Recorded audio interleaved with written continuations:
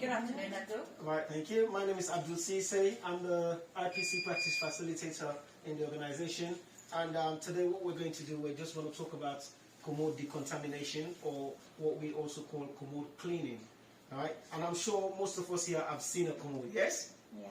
We've all seen a Commode, we've moved the Commode, we've cleaned the Commode, and all of that stuff. So we're just going to have a quick education session, and it's going to be interactive, and I would like your engagement, please, if you can, as we go along. Is that all right? Yes. Okay. So first of all, the aims and objectives of this particular exercise is so that we all have an understanding on the process of how Commode decontamination or Commode cleaning is being done. So we need to have a clear understanding, and I know some of us here have been cleaning Commodes for quite a long time, some of us are new. And we'll also discuss the importance of Commode cleaning, because it's really key that sometimes we think we know how to clean a Commode, but hopefully at the end of this session, we'll have a better understanding of how to clean a Commode properly or thoroughly. And then we'll talk about the types of Commodes which are available to the trust. We've got various different types of Commodes in the trust. We'll talk about that as well. And then we're also going to talk about the common things of non-compliance that's in, like maybe sometimes where you think a Commode has been cleaned and then you stored it, and then infection control come and they check and then they find out that Commode is not clean. We'll talk about the common things, also look at the areas frequently missed. And then at the end of the session, we'll also discuss the learning. What have we learned from this particular exercise? And then we can all collectively come up with a recommendation as to how we can improve Commode cleaning. Is that okay? Yes. All right. So I'm sure a lot of us may have come across these two, which is the red sporicidal wipes and then the clean air tape. Every Commode that's cleaned within the trust that goes into the sluice room has to be cleaned with the red sporicidal wipes and taped after it's been cleaned. Once we clean the Commode and then we tape it, we have to date it, put our names there, and then the word and the time which we clean it, and we store in a safe area. We'll also talk about that. Okay? So, first of all, what I wanted to do is the process of cleaning Commode. Why Commodes? Let's talk about this together. Why do we think we use Commode or we give Commode to patients? Does anybody know? There is no wrong answer. You can just come. Why do you think we give Commode to patients? Patients who are not mobilizing. For patients who are not mobilizing. Thank you very much for that, Shana. Yes? If they need to keep intake output of the patient. If they need to measure the output of the patient, that's very good. That's right. You give them a Commode, because sometimes if you access, let the patient use the toilet, you may miss to capture that. Yes. Any reason? Any other reason why? If they're infectious. If the patient, yes, if the patients are infectious. Thank you for that. And what else? What else? So immobile. If we need to capture stool, infectious. Also, if the patients are in a bay, and then those patients are either being cohorted and then there is no toilet in that particular bay. So sometimes we know we have patients in a bay and then there's no toilet dedicated to that bay. So one of those patients require a Commode. You will give them a Commode, because if they can't get to the toilet, the allocated toilet. So now we know, we have an understanding of why Commodes. How can we collectively, as a group, define Commode? What can we say? What is the definition of Commodes? So based on what we've said here, so if I just grab a pen there. So we said patients who are immobile, yeah? Yeah, and then we say, what else did we say? To capture a stool, right? So capture a stool. And then what else did you say, Sharon? Infectious patients. Infectious patients. Yeah. And if I want to just ask you, say, when you say infectious patients, specifically all patients obviously with infection may need Commode, but we have some patients who you have to give them Commode based on their infection. Like, what can we say? C. diff. Fantastic. Thank you for that. So C. diff. What else? Diarrhea. Any suspected or confirmed diarrhea? Yes. So you say diarrhea. So whether they suspected, yeah, or confirmed, yeah.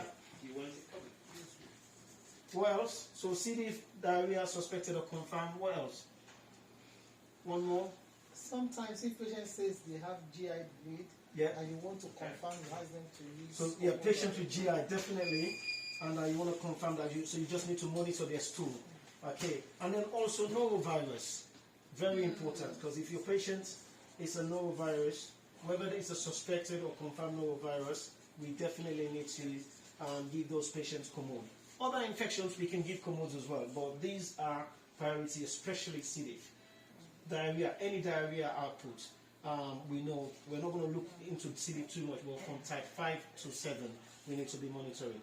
So collectively, we say a patient who is immobile. So Commode, we say Commode is a portable. What did we say? Did you say portable? Portable toilet. Portable toilet. Yeah. Portable toilet. Yeah. That's given to a patient. Yeah. Given to a patient. Yeah. Who has, anyway, you say suspected. So we just say suspected or confirmed. Yeah. Diarrhea. You understand? D-I-A-R-R. Yeah, we'll just keep it short. C. diff. Noro. Query. I will put this on the query GI. Yeah. Query GI. You understand? So collectively, we've defined what Commode is. So we say a portable toilet given to a patient who has suspected or confirmed diarrhea, C. diff, norovirus, or query GI.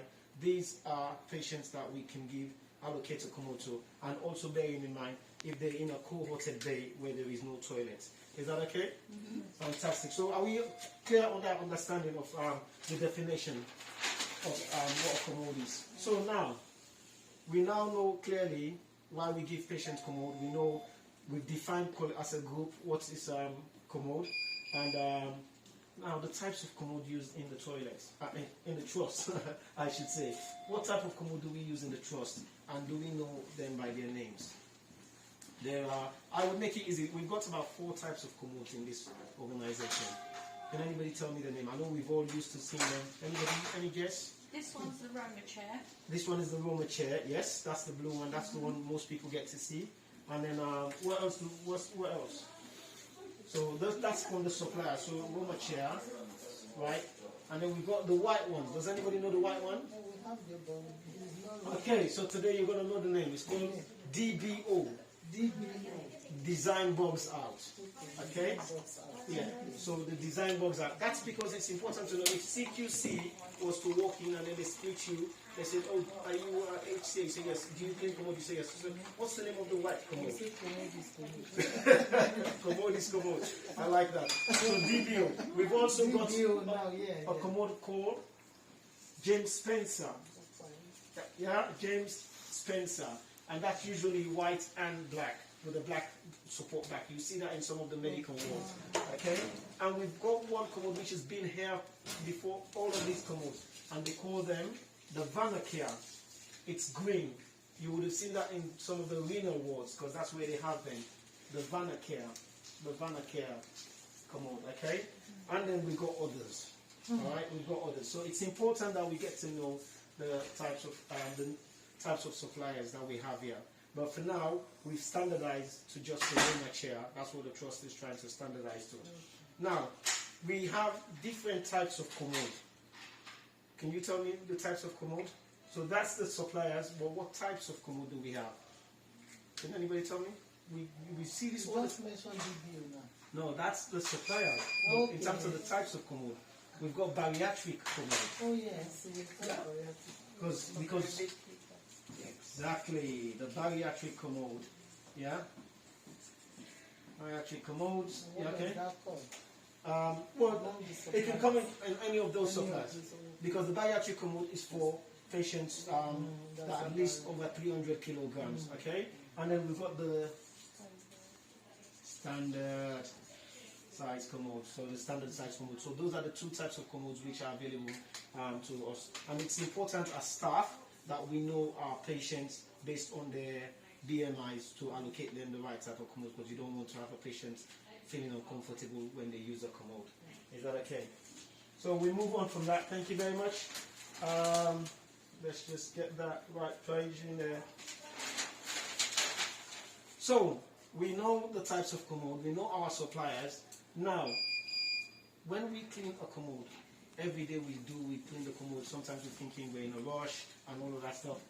Do we know most of the areas that people tend to be non-compliant with or frequently missed areas when you clean a commode? You and I, we've cleaned a commode before. What are the frequently missed areas? The bottom, yes. When you say the bottom, is that the bottom of the commode, the bottom of the frame? You know, there is something like frame in the type of commode we are using. Yeah. That's DBO. Yes. If you want to clean commode, at least you need to dismantle all the commode and clean them one after the other. Okay. In most cases, that bottom part looks like frame for the seat. Yes. That side is always... It's always missed. Yeah. It's always dirty. And this feather as well. Yeah. It's always dirty. So that would be the footrest, yeah? So I would say the underside, yeah, as you said, the underside of the frame. And then what else? You said the footrest. The side. I said the pedal, where the tires are. Okay, the wheels. The wheels, yeah. Right, the wheels. That's it.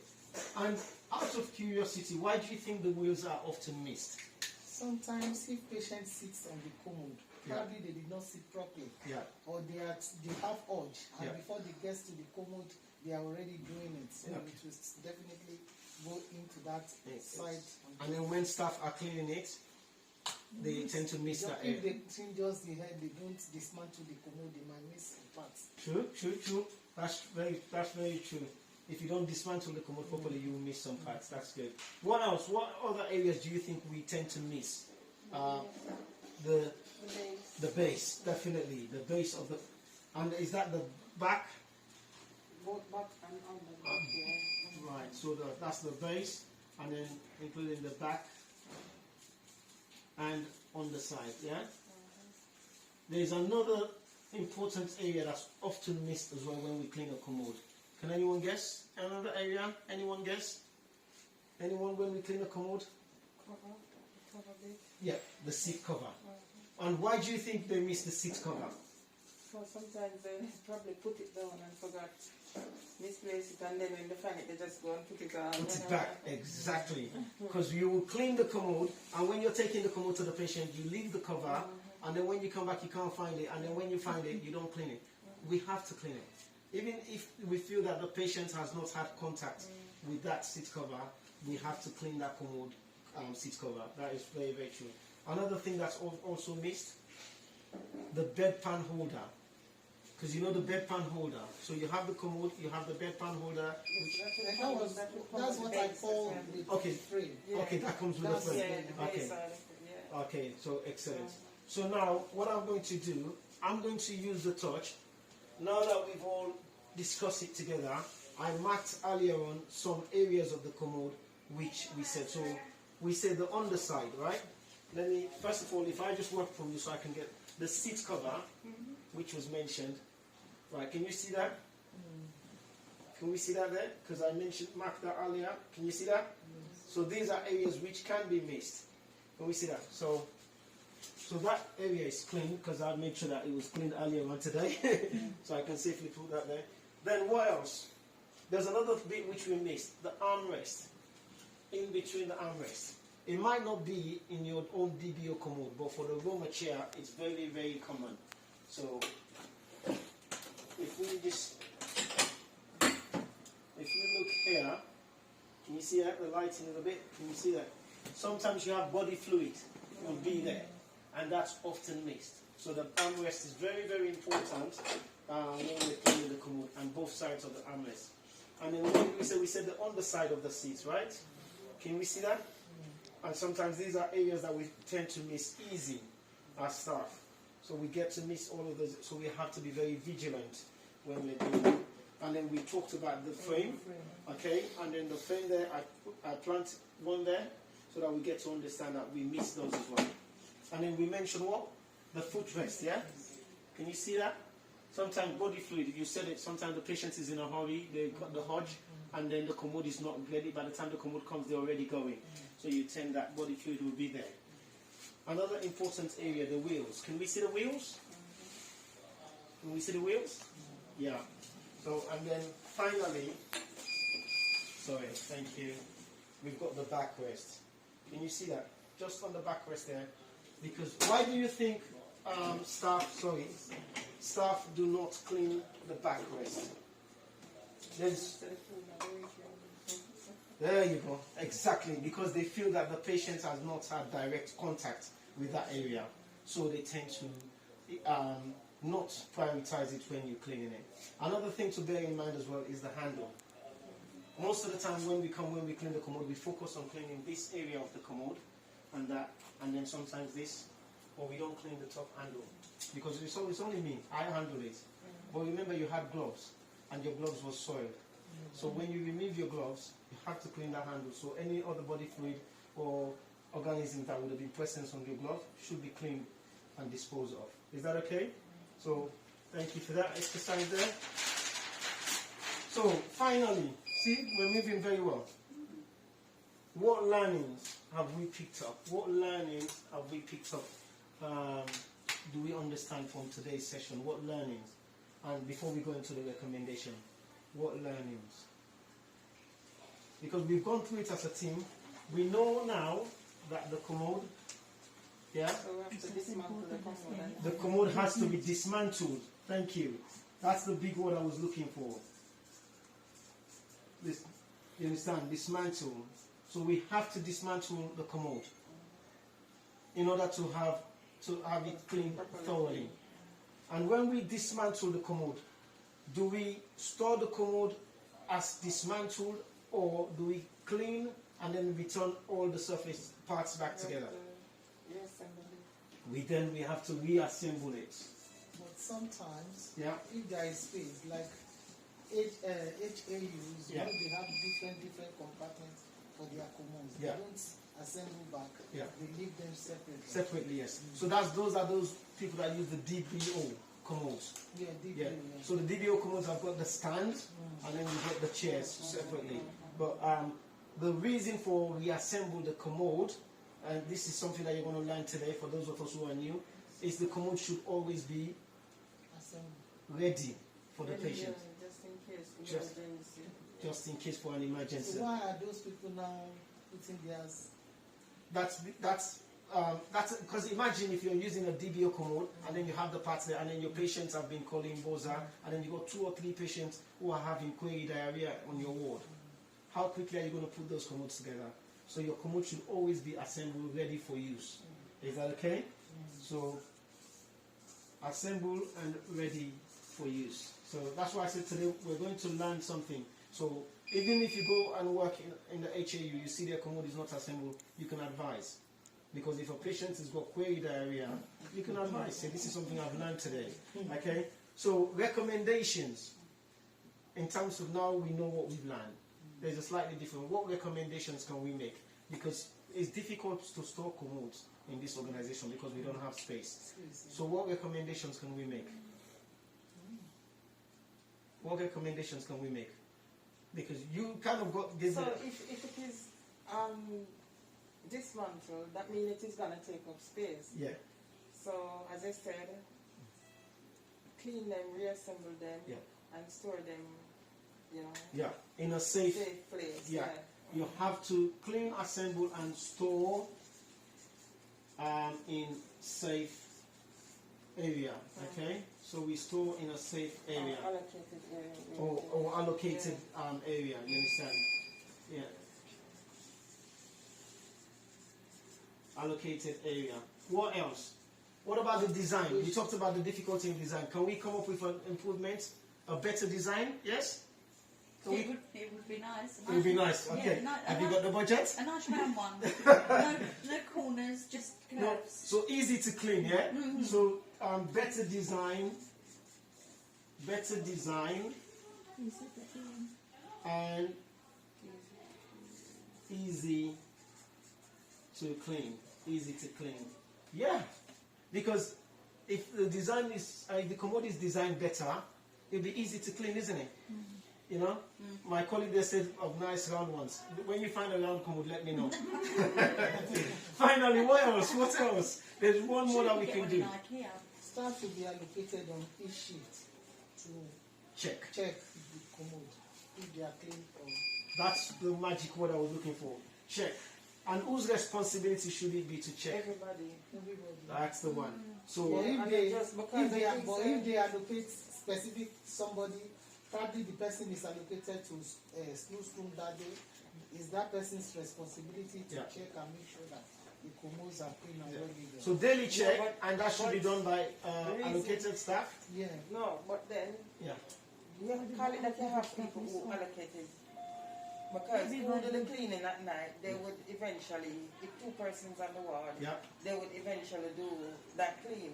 But why I said everyone, because after you clean, someone can go and use it. Yeah. So it's their responsibility to make sure Yeah. that it is clean and stored away properly. You understand? So it is everybody. I think You know why everybody should have the You know responsibility why to we are check. having problem? Yeah. Yeah.